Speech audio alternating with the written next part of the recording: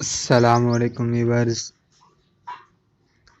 اپنے دل کو اس وقت تک توڑتے رہو جب تک یہ کھل نہ جائے۔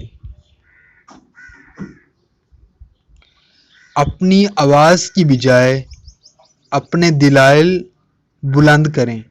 پھول بادل کے گرجنے سے نہیں برسنے سے اگتے ہیں۔ اس دنیا میں کوئی خزانہ سام کے بغیر، کوئی پھول کانٹے کے بغیر اور کوئی خوشی غم کے بغیر نہیں۔ قناعت سے کوئی شخص بھوکا نہیں مر جاتا اور حرص سے کوئی بادشاہ نہیں بن جاتا۔ انسان اپنے اندر چھپی ہوئی نفسیاتی خواہش کی وجہ سے برے لوگوں سے مغلوب ہو جاتا ہے۔